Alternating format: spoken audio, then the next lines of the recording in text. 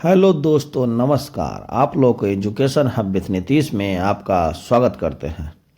आज हम आप लोग को लेकर आए हैं सिविल कोर्ट क्लर्क मेंस में, जो कि कंप्यूटर का 15 क्वेश्चन पूछा जाएगा, जो कि ऑब्जेक्टिव रहेंगे। 5 क्वेश्चन जो होगा उसका फुल फॉर्म लिखना रहेगा, उसके संबंधित आप लोग का टॉपिक। आप लोग जहाँ भी कंप्यूटर का एग्जाम होता है, जैसे CRPF, BSF, ITBP, SCM में 20 नंबर का कंप्यूटर का एग्ज़ाम होगा, तो हम आपको लोगों के लिए टोटल 100 वीडियो कंप्यूटर का लेकर आएंगे, ताकि आप लोग के आने वाले कोई भी एग्ज़ाम में कंप्यूटर का एक भी क्वेश्चन हमारे चैनल से बाहर से नहीं रहे। चलिए हम शुरू करते हैं। ऐसे अनेक प्रोग्राम के समूह जो एक निश्चित कार्य करते हैं कहलाते हैं एप्लीकेशन सॉफ्टवेयर। ऐसा प्रोग्राम जो कंप्यूटर सॉफ्टवेयर के विभिन्न भागों को रखरखाव और उनकी मरम्मत करते हैं कहलाते हैं यूटिलिटी सॉफ्टवेयर। ऐसा प्रोग्राम का समूह जिन्हें यूजर अपनी आवश्यकता अनुसार सामान्य उद्देश्यों को पूरा करने के लिए उपयोग में लेते हैं कहलाते हैं सिस्टम सॉफ्टवेयर। एक ऐसी डिवाइस जो किसी कागज पर पेंसिल या पेन को चिन्हित की उपस्थिति और अनुपस्थिति की जांचती है क्या कहलाती है? Optical mark reader, OCR। MIS का अर्थ होता है मैनेजमेंट इंफॉर्मेशन सिस्टम। EDP का मतलब है इलेक्ट्रॉनिक्स डाटा प्रोसेसिंग। आप लोग देखते जाइए, फुल फॉर्म जो है इसमें बहुत ही ज़्यादा है।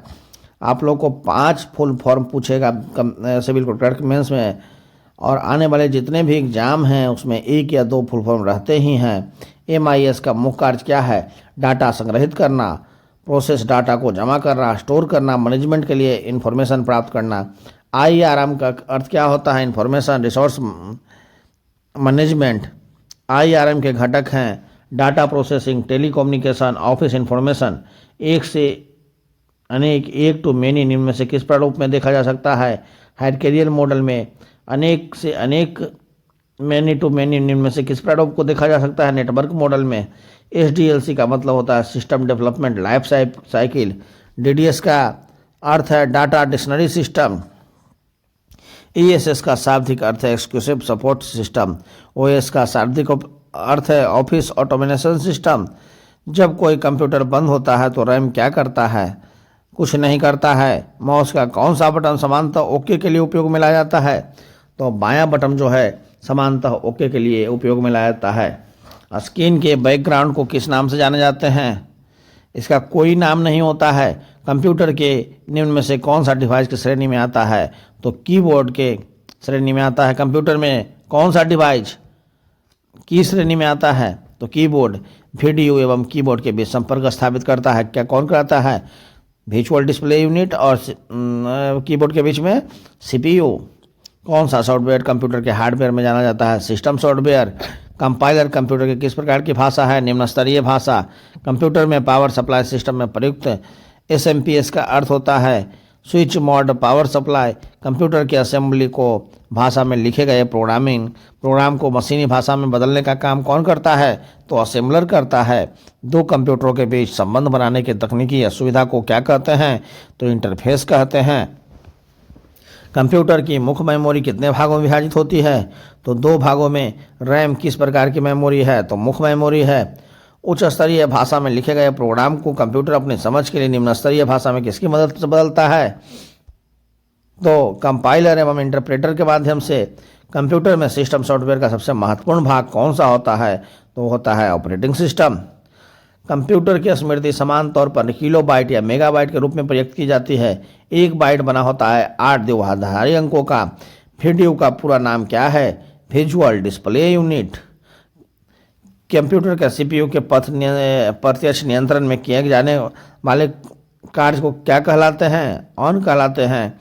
किसी प्रोग्राम का मशीनी भाषा में किया गया अनुवाद क्या कहलाता है? ऑब्जेक्ट प्रोग्राम कहलाता है। कंप्यूटर कीबोर्ड में F से प्राप्त होने वाले फंक्शन बटनों की संख्या कितनी होती है? तो 12 होती है। बाइनरी नंबर के अंतर्गत जिस संस्था विधि पर काम किया जाता है क्या कहलाता है? बाइट कहलाता है। कैड शब्द का संबंध कंप्यूटर से किससे है? तो डिजाइन से है। टेक्स्ट की लाइनों के आरंभ में मूव होने के लिए कुंज प्रेस करते हैं, होम कुंज प्रेस करते हैं। डाटा स्टोर करने और कैलकुलेशन करने के लिए कंप्यूटर नंबर सिस्टम का उपयोग किया करता है। बाइनरी में आपके कंप्यूटर को बनाने वाले फिजिकल कंपोनेंट्स को क्या कहते हैं? तो उसे हार्डवेयर कहते हैं। मुफ्त प्रयोग किया जाने सकने वाला कॉपीराइट सॉफ्टवेयर कौन सा है? तो फ्रीवेयर है। कंट्रोल शिफ्ट और अल्ट को कुंजी कहते हैं, इनमें से कोई नहीं।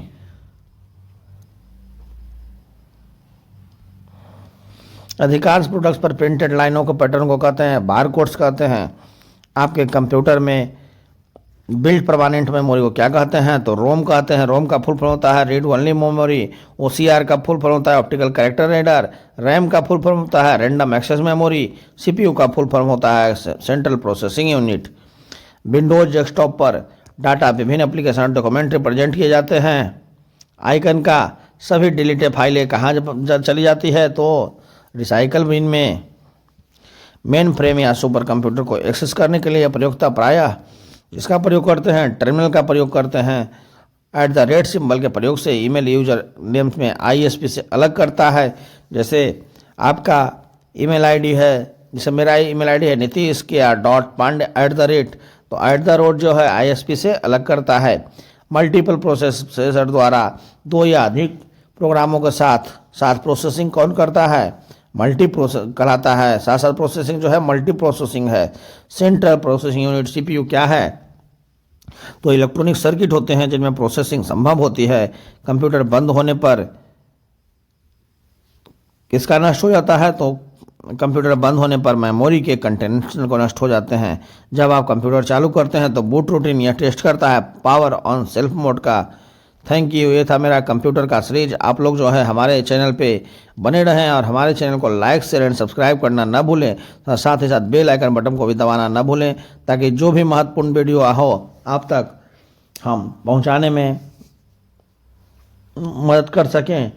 और हमारा एक टेलीग्राम लिंक है जो यूट्यूब का डिस्क्रिप्शन बॉक्स में दिया गया है। आप लोग वहां से भी ज्वाइन कर तैयारी कर सकते हैं। थैंक यू, धन्यवाद।